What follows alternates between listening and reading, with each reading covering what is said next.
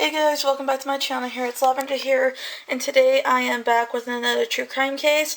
Today I wanted to start doing a series. I did a missing persons of a Native woman yesterday, and I decided for this month of October I just want to focus really on true crime cases that involve people of color. So, yeah, because I really don't feel like their cases get the amount of media coverage they need. So I really want to, this entire October, just do true crime cases of people of color. So let's get started into this video. So this video, this true crime case features the Highway of Tears, an epidemic of missing murdered Indigenous women victims story, and the whole thing that surrounds that.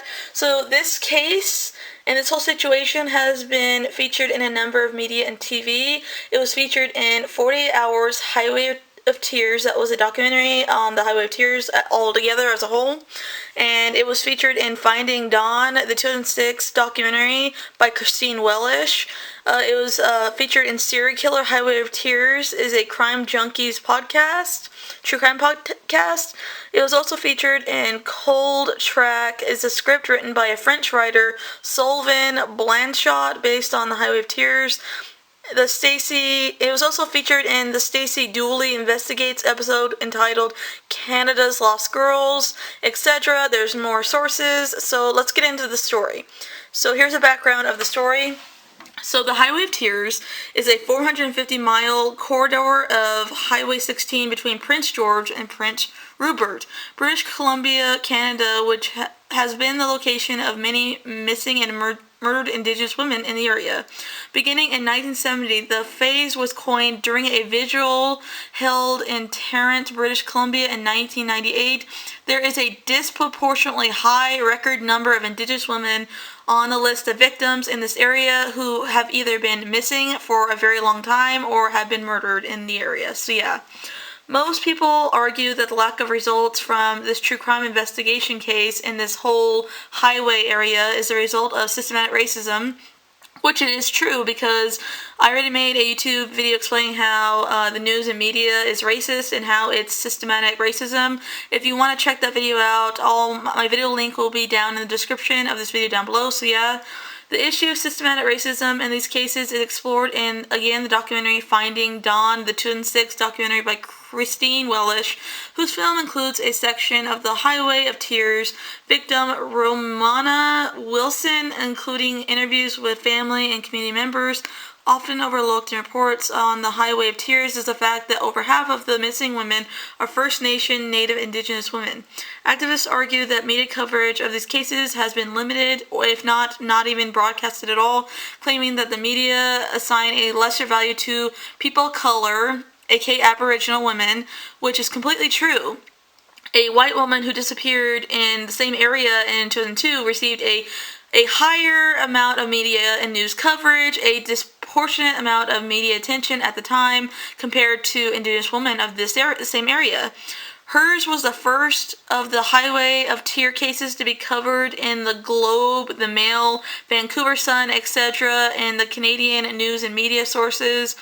Gladysy Radek, a Native activist and the aunt of the victim Tamara Chipman, believes that if it weren't for her, the police would have invested way less effort in investigating cases and similar cases in that area, and the media would have done little, if anything at all, to inform the public about the tragedies along the road. Poverty and a lack of public transit, along with, sex work like prostitution, has forced many disadvantaged Aboriginal women to turn to hitchhiking and prostitution, again, as a cheap means of transportation and getting money along Highway 16. Many of the Highway of Tears victims were last seen or reported to be hitchhiking before their disappearance. In March 2006, various Aboriginal groups hosted two-day Highway of Tears at the CN Center in Prince George. The attendants to the event were the victims' family members and over 500 Aboriginal, Native, Indigenous leaders from across British Columbia and Canada. Shortly thereafter, the Highway of Tears Symbolism Recommended Report was issued within 33 recommendations to improve public transit, deter hitchhiking, and prevent violence towards Native Aboriginal women in the areas. In 2005, the RCMP launched a funded project, EPANA, which started with a focus on some of the unsolved murders and disappearances of young women in the area on Highway 16. EPANA sought to discover if there was a single serial killer or multiple serial killers operating in the same area. The victims involved with the EPANA investigation followed the criteria of being female, participating in high-risk activity and lifestyles such as prostitution and hitchhiking, and were last seen or their bodies were discovered within a mile of Highway 16 and Highway 97. To date, a number of people have been convicted in cases related to the Highway of Tears. 3 serial killers have been brought to justice. Among those charged, Brian Peter Arp, Edward Dennis Isaac, and Cody Lockenberg were just some of the serial killers that have been caught in the area.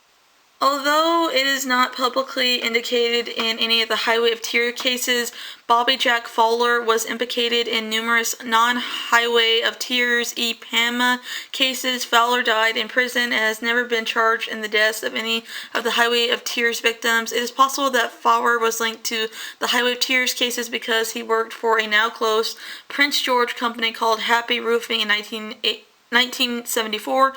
Which was the same year that Monica Iges went missing in Terrence, BC. Former Vancouver Police Geographic Profile Kim Rizzomo is on the record having said that, in his opinion, Fowler is not responsible for any of the crimes along Highway 16 between 1989 and 2006.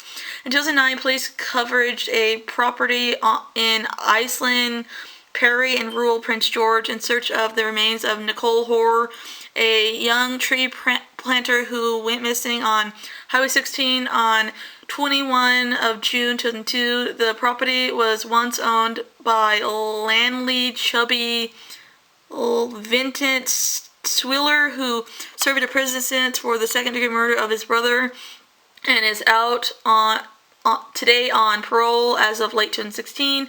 They also searched his property for the other missing Indigenous women from the Highway of Tears case. However, no further actions followed the investigation. So now I want to talk about some of the victims. There are over 500 plus victims, not in this particular case, but overall in Canada. But in this particular case, there are over 80 plus victims. I'm not going to go through and name them all because this video will be super duper long. But here are just some of them. So yeah, Tracy Clifton went missing in 1970 through 1979. She had an argument with her mother and left home and started walking on Highway 16 and was never seen again since then. Monica Ides, this was a homicide in 1974. Her body was found in a gravel pit of a densely forested area on April 6, 1975. 2 witnesses reported seeing a car pull over to the side of the road the night she vanished. Monica had been strangled and strangulation was her cause of death.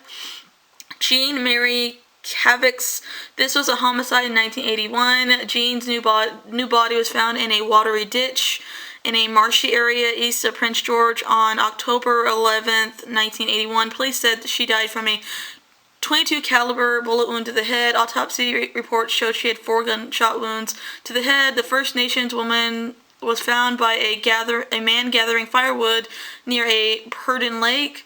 Nina Marie Joseph died from homicide in 1982. Nina Joseph's nude body was found on August 16, 1982 in Freeman Park with a cord from a jacket tied around her neck.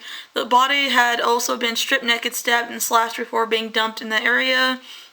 Maureen Blanchard, this was a homicide in 1989. She was last seen entering a gray Toyota pickup truck. She was hitchhiking and the guy had long hair. Her remains were discovered by cross-country skiers in the area on an unmarked road west of Foothills Boulevard. The remains have been disrupted by animals eating the remains, and her remains were everywhere and were identified by dental and x-ray records and results. Roxanne Thria, homicide in 1994. She went missing in Prince George on the July long holiday weekend in 1994. She had worked as a prostitute in the area and told a friend she was going out with a client and a customer. Her body was found August 17, 1994 in the brush along Highway 16 east of Burns Lake. Alicia Leah German, well, this was a homicide in 1994. She was found murdered on December 9th, 1994 behind Halley Road Elementary School off the Highway 16 outside of Prince George. Leah was stabbed to death. Leah actually knew the victim, Roxanne, the other murder victim that died in July 1994 that I just said. And Lana Derrick has been missing since 1995. One rumor said she got into a car with two unidentified men hitchhiking, and she was never seen again. So if you guys like this video, please share this video. It's really important that we get this story out because the media isn't doing crap about this pretty much. So if you like this video, don't forget to comment, like, and subscribe. Bye guys, next video.